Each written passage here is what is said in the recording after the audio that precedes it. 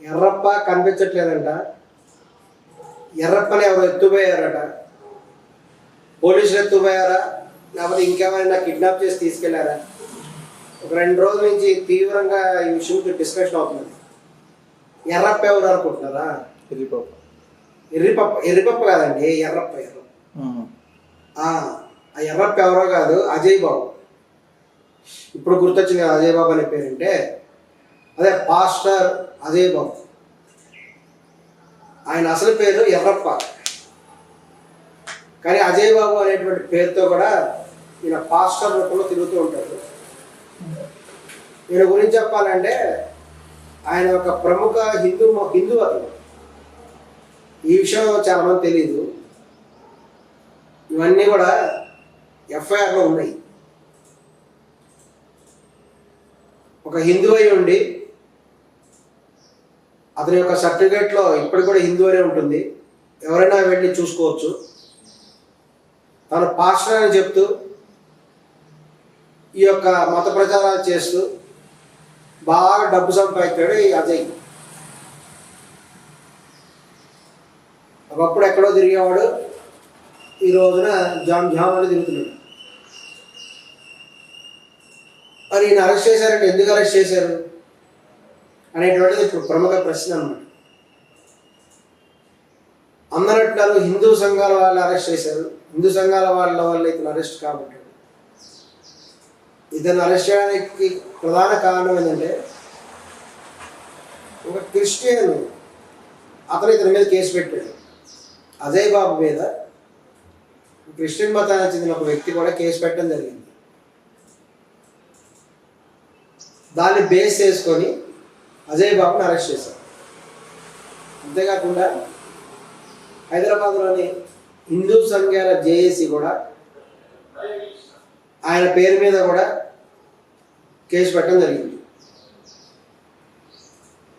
మరి ఎందుకు పెట్టాలి ఈ అరెస్ట్ అంటే, ఈ కేసులన్నీ ఎందుకు జరుగుతున్నాయంటే, ఈ యొక్క ప్రవీణ్ పగడాల అనేటువంటి ఆయన యొక్క హత్య ఆత్మహత్య ఏదో రేపు తెలుస్తుంది.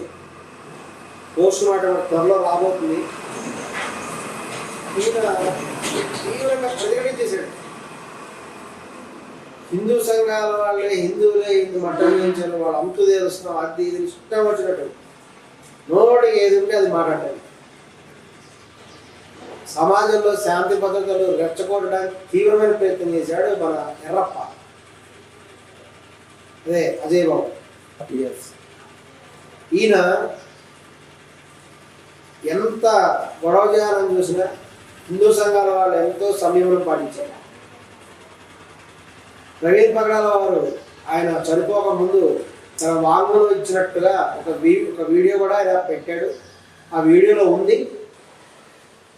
ఖచ్చితంగా ఆయన మీద ఫత్వా జారీ చేయబడిందని, తన ప్రాణహాని ఉందని స్పష్టంగా ప్రవీణ్ పగడాల ఆయన చెప్పడం జరిగింది.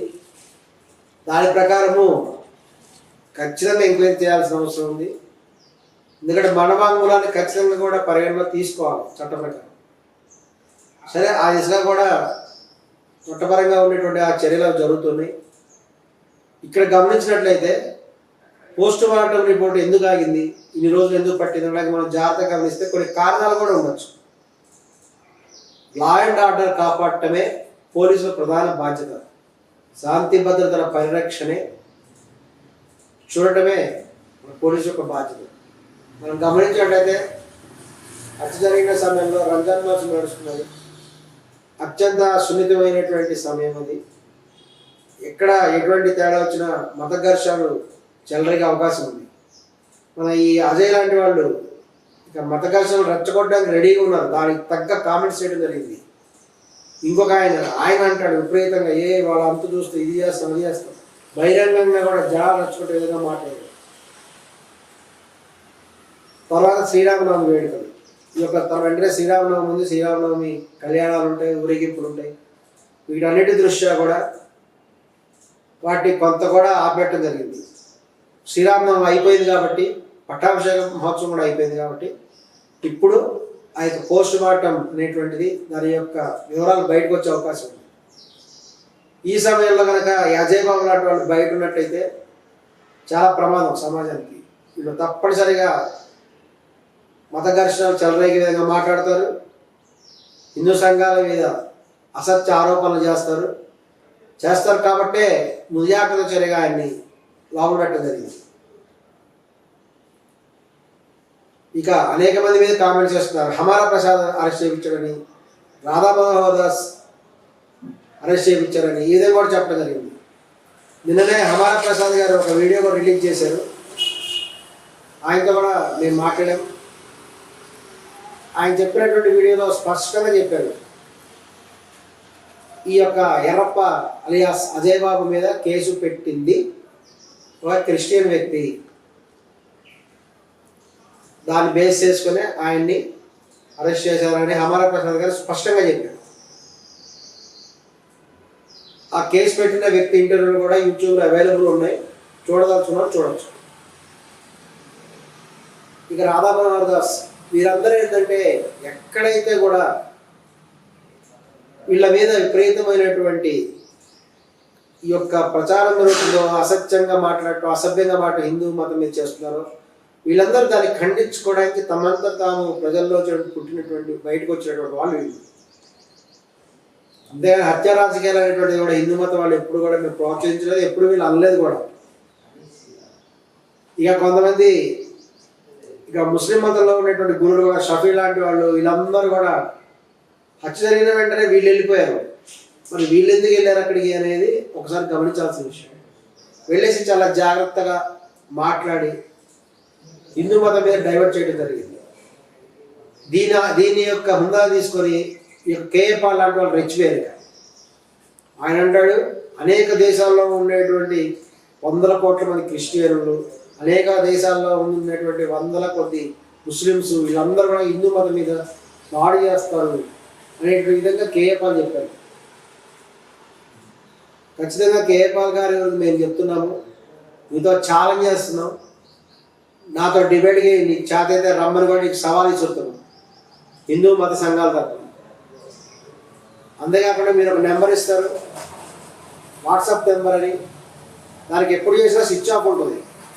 మరి మీరు ఇచ్చిన నెంబర్ ఏంటో మాకు తెలియదు, అది ఎప్పుడు స్విచ్ ఆఫ్ ఎందుకు ఉంటుందో అర్థం కాదు. కేఏ పాల్ గారు,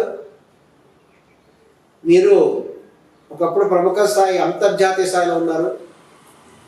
ఈ విధంగా చేసి భారతదేశ ఖ్యాతి చెడగొట్టాలని ప్రయత్నం చేస్తే ఊరుకోవడానికి మేము ఎవరు సిద్ధంగా లేము. ఎందుకంటే మేమందరం దేశభక్తులం కాబట్టి. ఖచ్చితంగా అంతర్జాతీయ స్థాయిలో భారతదేశానికి గొప్ప తెచ్చే విధంగా మేము చేస్తున్నాం. భారతదేశంలో ఎక్కడ కూడా క్రిస్టియన్ల మీద, మైనార్టీ మీద దాడులు జరగట్లేదు, ఇది వాస్తవం. ప్రపంచంలో అన్ని దేశాల్లో కంటే భారతదేశంలోనే మైనార్టీస్ క్షేమంగా ఉన్నారు, క్రిస్టియన్లు క్షేమంగా ఉన్నారు అనేది వాస్తవం. ఎక్కడైనా జరుగుతున్న సంఘటనలు కూడా వాళ్ళ తప్పు వల్ల, ఇతరులను దూషించడం వల్ల, ఇతరులను అబ్యూస్ చేయడం ద్వారా జరిగినటువంటి రియాక్షన్ తప్ప స్వచ్ఛందంగా జరిగేటువంటి సంఘటనలు కాదు. దీన్ని గమనించాలి. ఏదేమైనా అజయ్ బాబు గారు సరైన సమయంలో ఆయన అరెస్ట్ చేయడం పట్ల హిందూ సంఘాల వాళ్ళు, ఈవెన్ క్రిస్టియన్ సంఘాల వాళ్ళు అందరూ కూడా హర్షం తెలియజేస్తున్నారు. మేము కూడా మా తెలంగాణ బ్రాహ్మణ సేవ సంఘం తరఫున పోలీసు వారికి విజ్ఞప్తి చేస్తున్నాం, శాంతి భద్రతలని సంరక్షించమని కూడా మేము కోరుతున్నాం. అందుకు తగినటువంటి సహాయ సహకారం అందజేస్తామని కూడా బహిరంగంగా కూడా తెలియజేయడం జరుగుతుంది.